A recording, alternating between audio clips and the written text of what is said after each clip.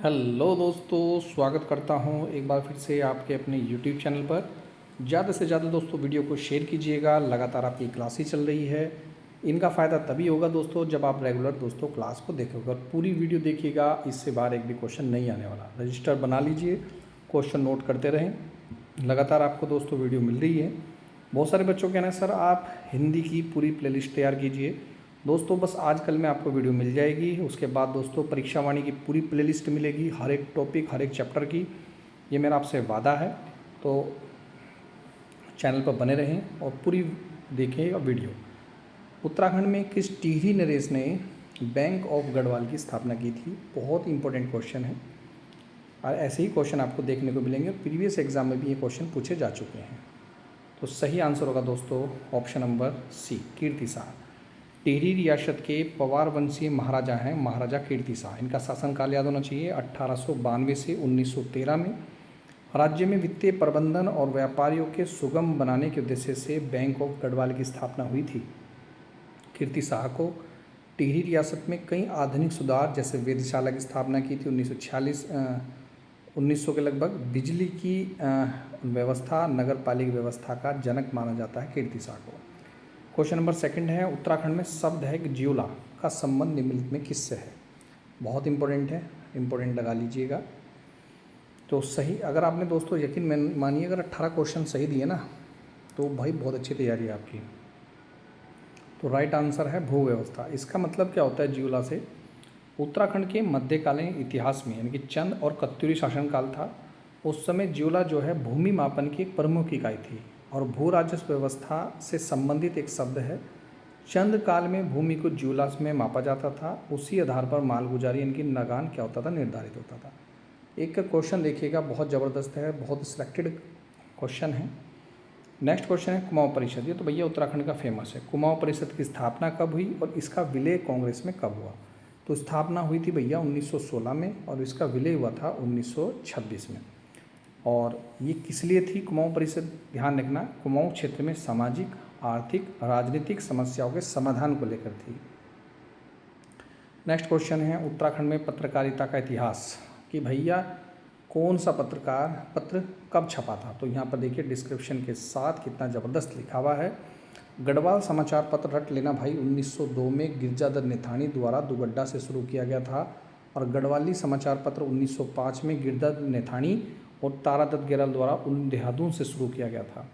विशाल कीर्ति जो है 1913 में सदानंद कुकरेती द्वारा पौड़ी जिले से शुरू किया गया था और पुरसाट समाचार पत्र 1917 में गिरजादत्त नेथानी द्वारा दुगड्डा से शुरू किया गया था। रटते रहें, नोट्स बनाते रहें, तब आपको लगेगा क्या कमी है, क्या सुधार करना चाहिए।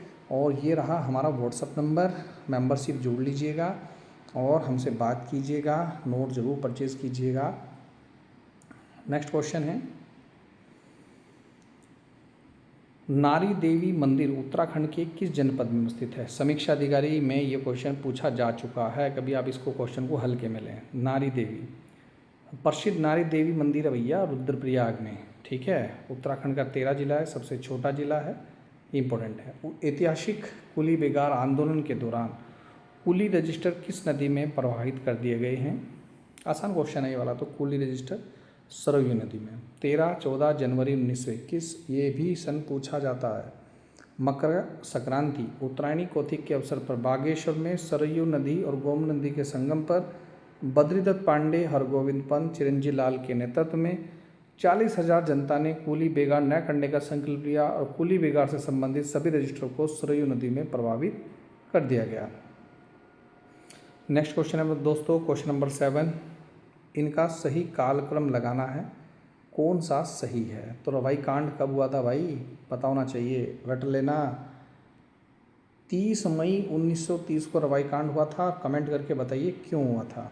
कुमाऊं परिषद की स्थापना देखो आगे ना, सितंबर 1916 और विलय हुआ था 1926 में। अल्मोड़ा अखबार उत्तराखंड का पहला अखबार है, 1871 में स्टार्ट हुआ था और बुद्धि वल्लभ पंत जी ने ये स्टार्ट किया था।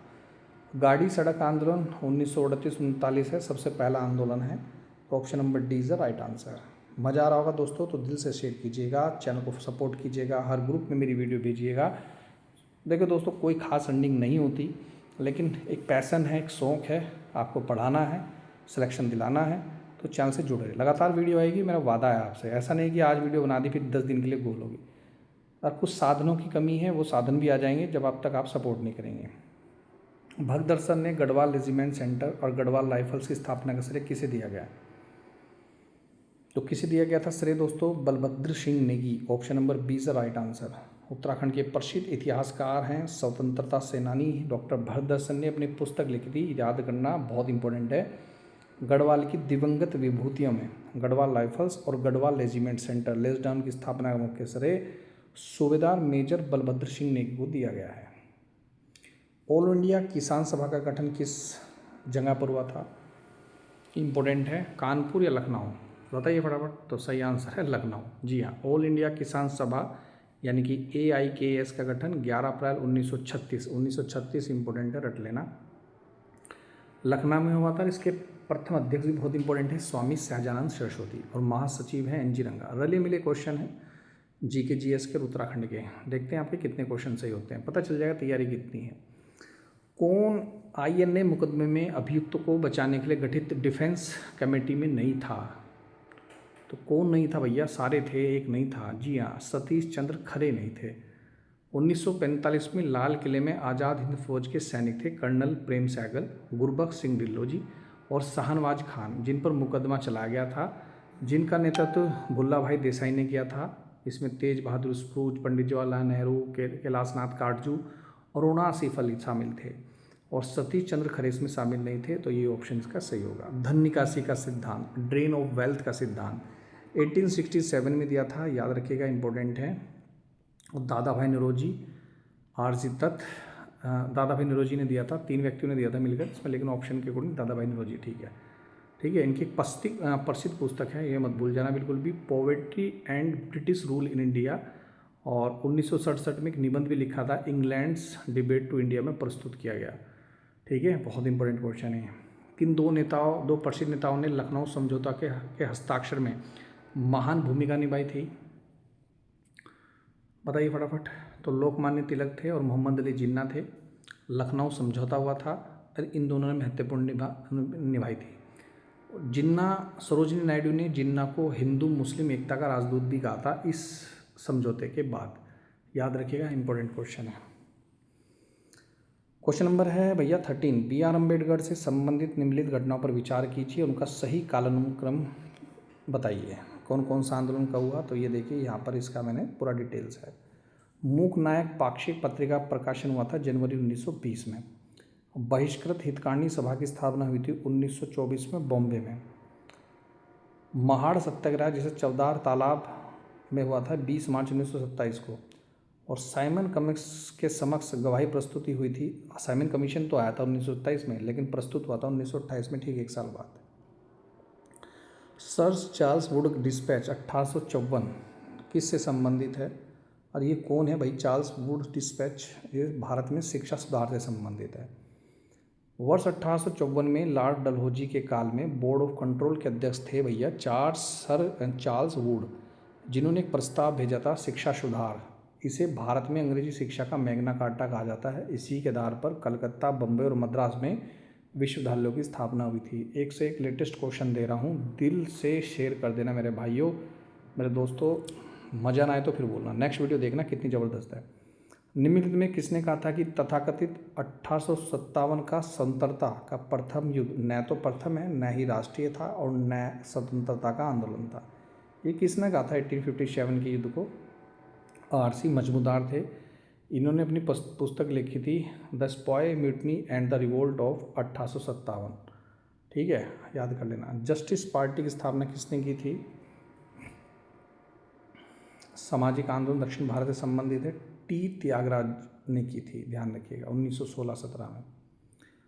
All India trade union Congress की स्थापना कब हुई थी? बहुत इंपॉर्टेंट है, लाला हरदयाल जी ने की थी, लाला लाजपत राय ने की थी, इंपॉर्टेंट है। प्रथम अधिवेशन हुआ था 31 अक्टूबर 1920 को।